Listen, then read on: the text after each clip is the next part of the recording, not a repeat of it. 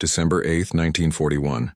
Morning light breaks cold across Pearl Harbor and the water burns. Smoke rises in columns that darken the Hawaiian sky, transforming morning into artificial twilight. The battleships Arizona, Oklahoma, West Virginia lie broken and burning, their hulls torn open by torpedoes and bombs delivered with precision by an enemy that has, in a single morning, demonstrated the vulnerability of American naval power.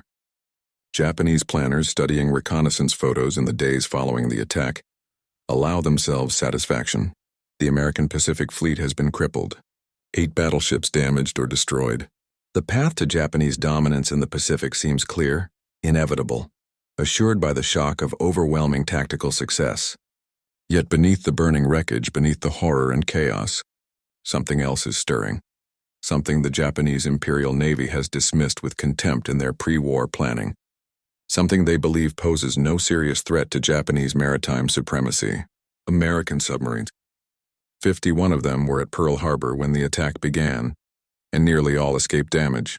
Japanese naval doctrine regards submarines as auxiliary vessels, useful for reconnaissance and harassment, but fundamentally inferior to surface combatants and carrier-based aviation.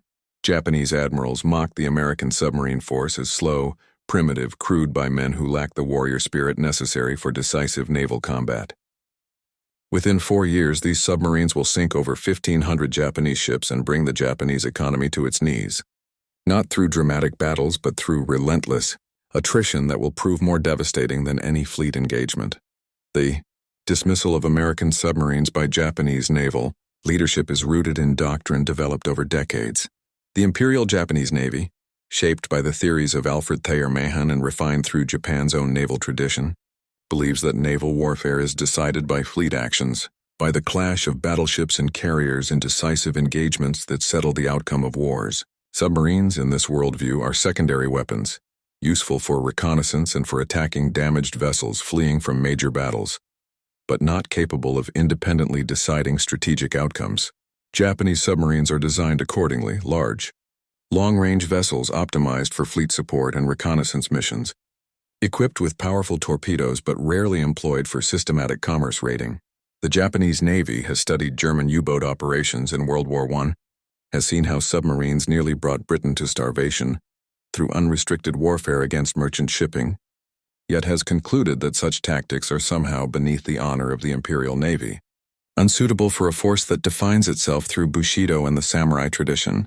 This philosophical blindness, this refusal to acknowledge that industrial warfare is fundamentally about logistics and supply rather than honor and decisive battles, will cost Japan everything. American submarine doctrine develops along different lines, shaped by different strategic necessities and different cultural assumptions. The United States Navy enters World War II with a submarine force that is, on paper, formidable. Modern boats with long range, powerful diesel engines, sophisticated torpedo systems, and crews trained extensively in peacetime exercises. The Gato-class submarines, commissioned beginning in 1941, represent the cutting edge of American submarine design. 312 feet long, displacing 1,526 tons surfaced and 2,424 tons submerged, capable of 20 knots on the surface and 9 knots submerged, armed with 10 21-inch torpedo tubes and carrying 24 Mark 14 torpedoes.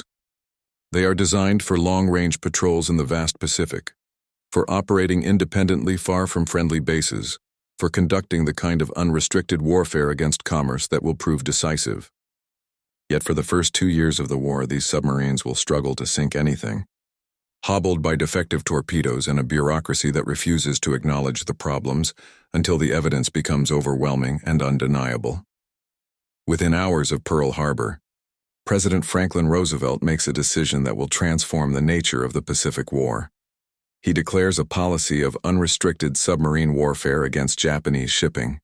Any vessel, military or civilian, in Japanese-controlled waters becomes a legitimate target, to be sunk without warning and without rescue of survivors. This violates the London Naval Treaty, to which the United States is a signatory, which requires submarines to abide by cruiser rules, stop the vessel, inspect cargo, provide for the safety of crew and passengers before sinking. But the attack on Pearl Harbor has released America from any sense of obligation to wage civilized war. The gloves come off. American submarines are ordered to sink everything they can find. It is a cold, brutal strategy, and it will work with devastating effectiveness once the technical problems are solved. But in December 1941, American submarine commanders do not yet know that their primary weapon is fundamentally broken. The Mark 14 torpedo, issued to every American submarine at the war's outbreak, is a disaster wrapped in bureaucratic incompetence. Developed during the Great Depression at the Naval Torpedo Station in Newport, Rhode Island, it represents years of work by the Bureau of Ordnance, which has produced a weapon that should, in theory, be superior to anything possessed by other navies. It runs at 46 knots, carries a 643-pound Torpex warhead, and is equipped with 2 detonation systems: a magnetic influence exploder that should trigger the warhead when passing under the magnetic field of a ship's hull, and a contact exploder that should trigger on direct impact. The magnetic exploder is classified, its existence kept secret even from submarine commanders, who are told only that the torpedo is revolutionary and will change naval warfare. The reality is that the Mark 14 has never been properly tested. Each torpedo cost $10,000, an enormous sum during the Depression, and the Bureau of Ordnance refuses to expend them in live fire tests, conducting only carefully controlled exercises with dummy warheads that do not accurately represent combat conditions. As a result, 3 catastrophic flaws remain undiscovered until American submariners begin firing them at Japanese ships in combat. The torpedoes run 10 to 11 feet deeper than their depth setting.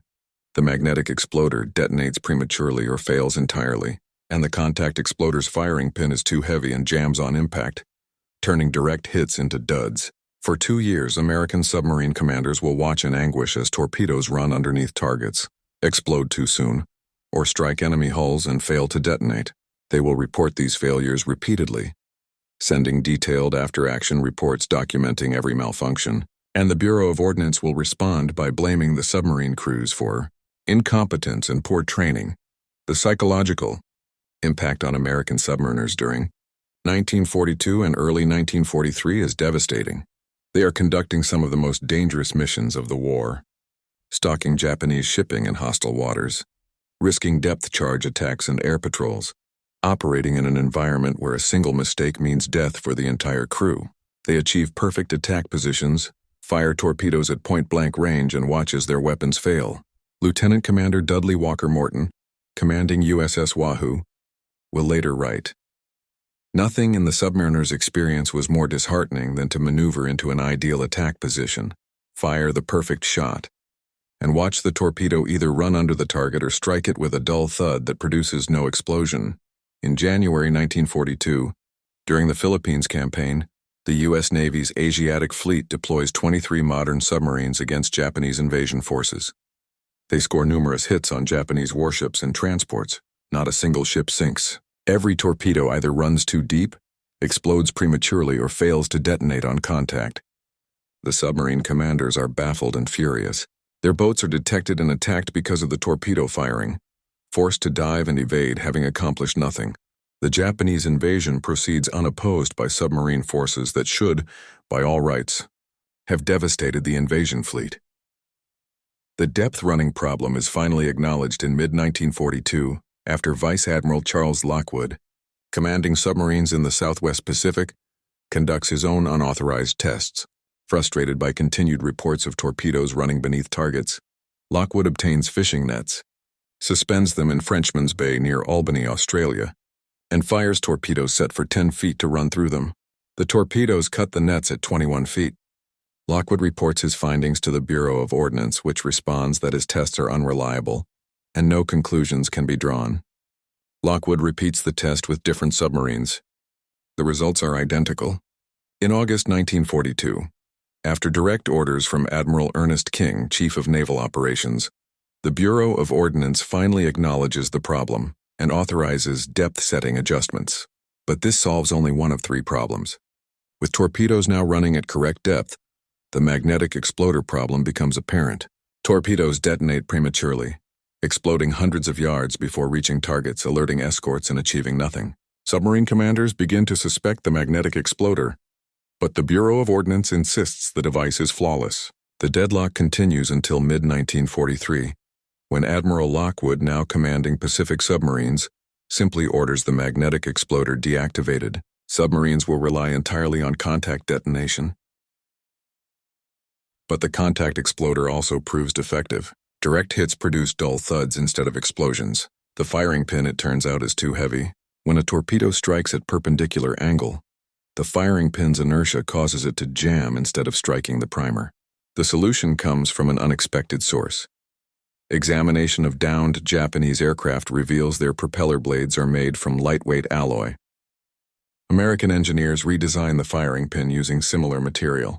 By late 1943, nearly 2 years into the war, the Mark 14 finally works as designed.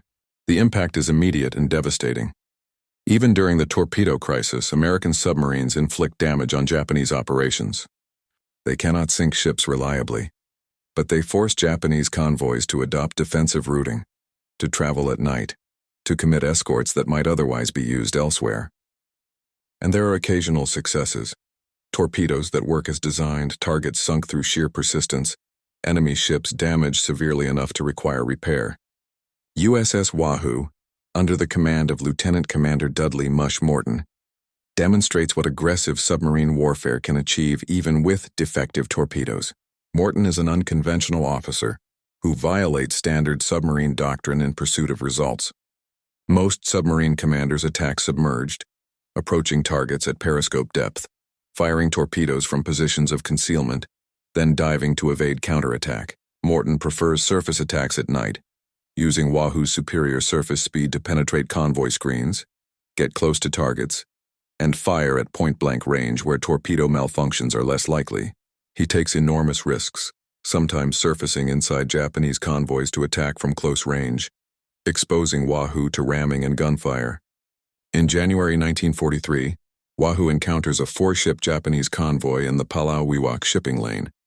Morton surfaces at night, penetrates the convoy screen and fires from inside the formation. He sinks 3 ships and escapes before escorts can respond.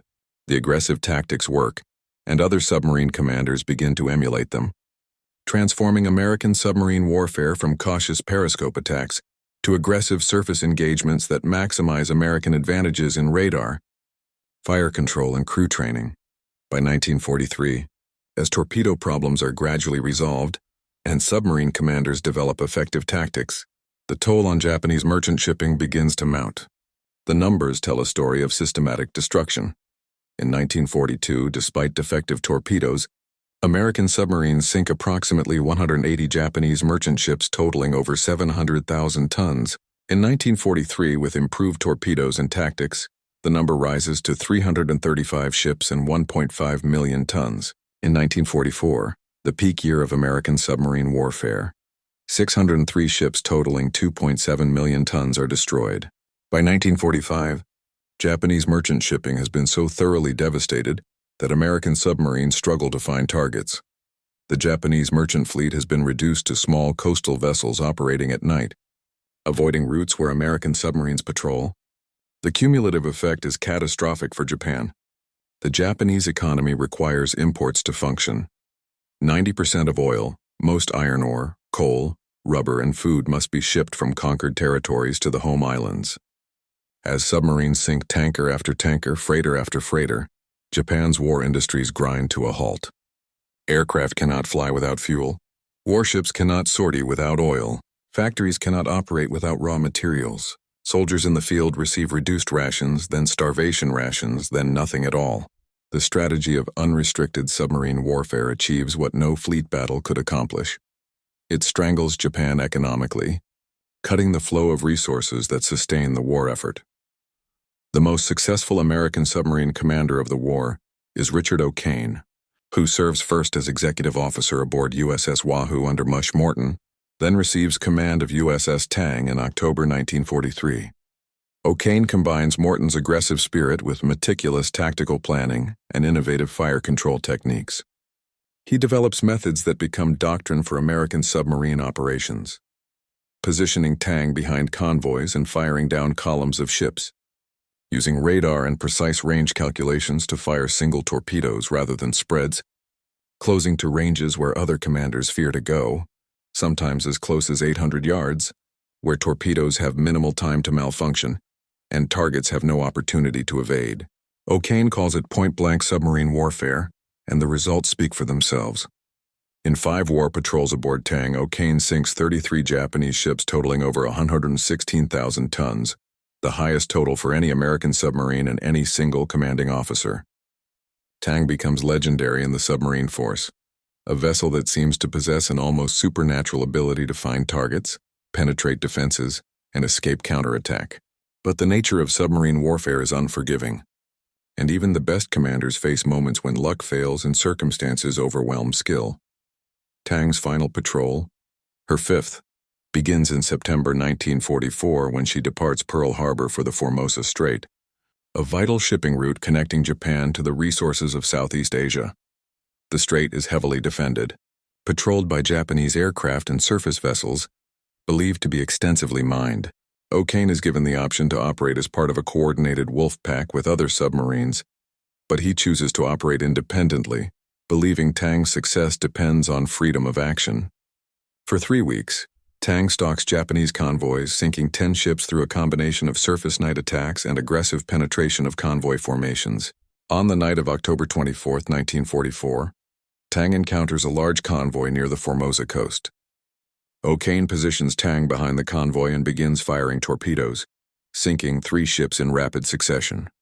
As Tang maneuvers for another attack, a Japanese transport charges directly at her, attempting to ram. Unable to dive quickly enough, O'Kane orders emergency full power and rudder, swinging Tang parallel to the transport at the last moment. The transport collides instead with a Japanese tanker, creating chaos within the convoy. O'Kane fires 4 torpedoes at the crippled tanker, sinking her. Tang turns to escape, and O'Kane orders the last 2 torpedoes fired at a remaining cargo ship. The 23rd torpedo runs true and strikes the cargo ship amidships, breaking her back. The 24th torpedo, Tang's last, runs erratically. Instead of traveling toward the target, it circles, running in a wide arc back toward Tang. O'Kane sees it coming and orders emergency dive. But the torpedo is too fast and Tang too slow. The torpedo strikes Tang's stern, detonating beneath the after torpedo room, blowing a massive hole in the pressure hull and flooding compartments instantly. Tang sinks in 180 feet of water within minutes, taking 78 men to the bottom. 9 men, including O'Kane, escape from the flooded conning tower using emergency breathing apparatus. They are rescued by Japanese destroyers and spend the remainder of the war as prisoners, subjected to interrogation and abuse, but surviving to tell Tang's story after Japan's surrender. Tang's loss exemplifies the brutal calculus of submarine warfare. Extraordinary success achieved through extraordinary risk, and risk that eventually extracts its price. Of the 314 American submarines that served during World War II, 52 are lost to all causes, most in combat. The casualty rate for American submariners is among the highest of any U.S. military branch. 16% of submarine officers and 13% of enlisted personnel are killed in action, representing 374 officers and 3,131 enlisted men lost. These men operate in an environment that offers no margin for error. A submarine damaged beyond the ability to dive or surface is doomed. There are no rescue operations for sunken submarines in the vast Pacific. Crews understand that if their boat is destroyed, death will likely be by drowning, by fire, or by asphyxiation in a flooded compartment, and there will be no body recovered, no grave to mark their passing. They volunteer for this service despite these realities, motivated by various factors: the higher pay awarded to submarine crews, the relatively comfortable living conditions aboard submarines compared to surface vessels, the elite status of submarine service, the opportunity to strike directly at the enemy rather than waiting to be attacked, and simple patriotism, the desire to serve where they are needed most. The impact of American submarine warfare extends beyond the destruction of merchant ships. Submarines sink 201 Japanese warships, including 8 aircraft carriers, 1 battleship, 11 cruisers, and dozens of destroyers and escorts. The loss of these warships forces Japan to commit increasingly scarce resources to escort duties, pulling destroyers and cruisers from fleet operations to protect convoys that are nonetheless destroyed. The infamous Tokyo Express, the Japanese resupply operation using destroyers to ferry supplies to Guadalcanal and other isolated garrisons, becomes necessary precisely because slower cargo vessels cannot survive the submarine-infested waters. Destroyers, designed for fleet combat, are reduced to supply haulers carrying drums of food and ammunition that are pushed overboard near shore and often lost to currents. This represents waste on a scale that Japan's limited industrial capacity cannot sustain. Every destroyer committed to supply runs is a destroyer unavailable for anti-submarine operations, for convoy escort, for fleet battles. Japan's shipyards cannot replace destroyer losses at the rate America is commissioning new vessels. The entire cycle creates a strategic trap from which Japan cannot escape.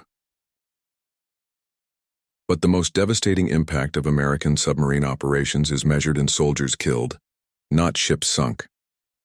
American submarines are responsible for at least 7,000 Japanese soldiers killed aboard transport ships, more than the U.S. Marine Corps and U.S. Army, killed in the entire Central Pacific Drive from Tarawa in November 1943 through Iwo Jima in February 1945. These soldiers drown in waters far from home, trapped below decks when torpedoes explode, unable to abandon ship before it sinks, killed not by enemy infantry but by American submariners who never see their faces and never know their names. Entire regiments are lost in single sinkings, experienced units that cannot be replaced, troops desperately needed to reinforce garrisons that are slowly being overrun. The loss of these men hampers Japanese defensive operations throughout the Pacific, creating manpower shortages that cannot be filled because replacement troops cannot reach their destinations. Islands that might have held for months fall in weeks because reinforcements never arrive. The strategic situation deteriorates not through dramatic defeats, but through slow strangulation, through the accumulated weight of losses that can never be recovered. The failure of Japanese anti-submarine warfare is rooted in multiple factors, all of them reflecting deeper problems in Japanese strategic planning and industrial capacity. Japan enters the war with no unified system for protecting merchant shipping. Convoy escort is divided among multiple commands with no coordination.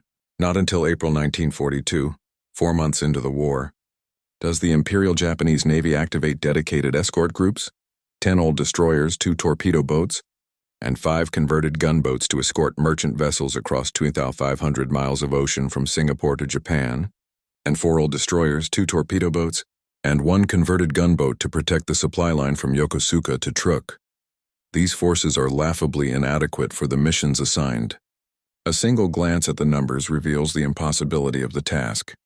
There are not enough escorts, not enough patrol aircraft, not enough resources to provide even minimal protection across the vast distances involved. Japanese doctrine compounds the problem by insisting that escort duties are secondary to fleet operations. When decisive battles approach, escorts are pulled from convoy protection and assigned to fleet screens, leaving convoys completely undefended. This happens repeatedly throughout the war, at the Battle of the Philippine Sea at Leyte Gulf, at numerous smaller engagements where Japanese commanders prioritize immediate tactical needs over long-term strategic survival. Not until November 1943 does Japan establish Grand Escort Headquarters, a unified command structure attempting to organize all escort vessels and anti-submarine units under single authority. But even this reform proves inadequate. Grand Escort Headquarters is not truly independent. It operates under Combined Fleet, which strips escorts from convoy duty whenever fleet operations require additional screening vessels. Only in spring 1945, when the war is already lost, does Grand Escort Headquarters gain full independence, at which point there is little left to escort, and few vessels remaining to provide escort. The administrative chaos is matched by technological inadequacy. Japanese escorts lack effective sonar, radar, and depth charges compared to American and British anti-submarine forces. Japanese destroyers and escort vessels are designed to operate in defensive screens around carriers and battleships, not to hunt submarines in open ocean. They lack the endurance for extended anti-submarine patrols, lack the weaponry to prosecute submerged contacts effectively, lack the training to conduct coordinated anti-submarine operations. When Japanese escorts do detect American submarines, they often fail to achieve kills because their depth charges are dropped, using visual estimation rather than precise calculations, because their sonar cannot maintain contact at depth, because they lack the persistence to continue attacking until the submarine is confirmed destroyed. American submarines learn that they can often survive depth charge attacks simply by going deep and remaining silent, waiting for Japanese escorts to exhaust their depth charges and depart. then surfacing to continue operations. The contrast between Japanese and American approaches to submarine warfare reflects fundamental differences in strategic philosophy and industrial capacity. Japan fights the war it prepared for, a war of decisive fleet engagements, of carrier battles and battleship duels, of operations decided by tactical skill and warrior spirit. Japan never fully adapts to the reality of industrial warfare, where victory belongs to the side that can produce more ships, more escorts, more trained personnel than the enemy can destroy. American submarine doctrine embraces this reality from the beginning. Build enough submarines to overwhelm enemy defenses through sheer numbers. Train enough crews to replace losses. Develop enough escort vessels to protect American shipping while leaving enemy shipping vulnerable. The strategy is cold, mechanical, industrial, utterly divorced from romantic notions of naval combat as a test of courage and skill. And it works with methodical efficiency that Japan cannot counter because Japan lacks the industrial capacity to implement countermeasures at scale. Japan needs thousands of escort vessels. It can build hundreds. Japan needs advanced sonar and radar systems. It can produce limited quantities of systems inferior to American equivalents. Japan needs replacement merchant ships to offset losses. Its shipyards are already committed to warship construction and cannot divert resources to cargo vessels without weakening the fleet. Every strategic choice represents a trade-off Japan cannot afford, selecting between bad options and worse options, watching as the accumulated losses mount beyond recovery. By 1944, Japanese merchant shipping losses exceed Japanese shipbuilding capacity by such margins that the gap can never be closed. In that single year, American submarines sink more than 2.7 million tons of Japanese shipping, while Japanese shipyards produce only 1.7 million tons of replacement vessels. The deficit of 1 million tons represents ships that will never sail, cargo that will never be delivered, resources that will never reach factories. The losses compound monthly. Ships sunk in January cannot be replaced until April. Ships sunk in April will not be replaced until summer, and by summer, even more ships have been destroyed. The equation is simple and brutal. If you destroy ships faster than the enemy can replace them, eventually the enemy runs out of ships. By early 1945, Japan has run out of ships. The merchant fleet that totaled over 6 million tons in 1941 has been reduced to barely 1 million tons. Most of its small coastal vessels operating in the Sea of Japan, where American submarines cannot easily reach. Large cargo vessels and tankers are simply gone, sunk or confined to port for lack of fuel. The consequence is economic collapse. Factories shut down for lack of raw materials.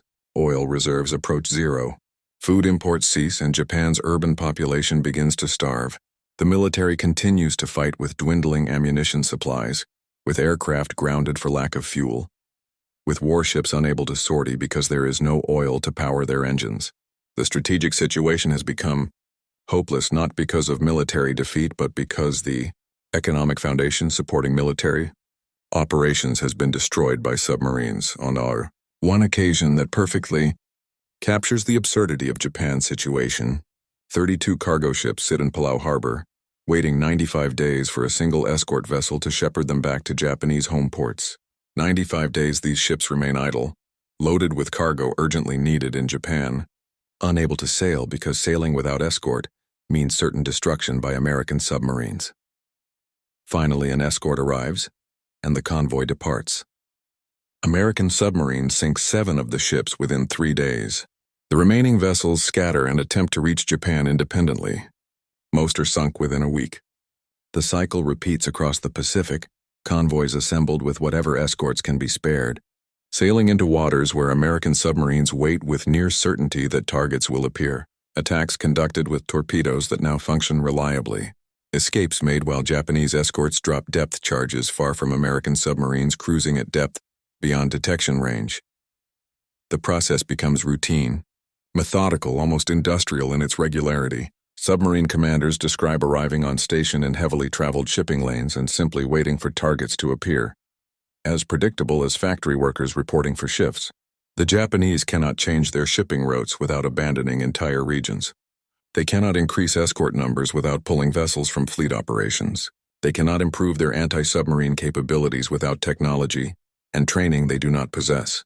They are trapped in a strategic situation with no solution except surrender. But the Imperial Japanese Navy's culture does not permit consideration of surrender until external events, atomic bombs and Soviet invasion, make continued resistance impossible. Epilogue. The war ends in August 1945 with Japan's surrender, and the full scale of American submarine success becomes apparent as post-war analysis examines Japanese records. 1,560 Japanese ships never returned home, merchant vessels, tankers, cargo ships, troop transports, all sent to the bottom by American submarines operating under a policy of unrestricted warfare that gave no quarter and accepted no limits. The toll represents 56% of Japan's merchant marine losses, 5 million tons of shipping destroyed, an entire economy strangled through methodical attrition. The submarines that Japanese admirals mocked as slow and primitive proved to be the most effective weapons in the American arsenal, achieving results far beyond their numbers. The submarine force, representing only 2% of U.S. Navy personnel, destroyed 30% of the Japanese Navy and 60% of the merchant fleet. The cost was heavy. 52 submarines lost, over 3,000 men killed in action, the highest casualty rate of any American military branch. But the strategic impact was decisive. The submarines did not win the war alone. No single weapon system wins modern wars, but they made victory possible by cutting the supply lines that sustained Japanese military operations, by killing the soldiers who might have defended Pacific Islands, by destroying the ships that carried the resources necessary for Japan to continue fighting. The submarine campaign was brutal, merciless, conducted without sentimentality or hesitation, and it achieved exactly what it was designed to achieve: the economic collapse of the Japanese Empire. In the decades following the war, historians and strategists will study the American submarine campaign as a model of how modern industrial warfare is fought and won, not through glorious battles or heroic charges, but through patient, systematic destruction of the enemy's ability to sustain operations. The submarines that were mocked became the weapons that mattered most, the slow hunters that brought an empire to its knees through persistence and precision, through the cold mathematics of loss rates exceeding replacement capacity, through the simple but devastating reality that wars are won by the side that can keep fighting when the enemy can no longer continue. The 1,500 ships that never came home tell that story more clearly than any battle report or strategic analysis. They rest on the floor of the Pacific, monuments to the men who died aboard them and testaments to the effectiveness of the submarine campaign that sent them there. Reminders that the outcome of wars is decided not only by courage and skill, but by the ability to destroy the enemy's capacity to wage war at all.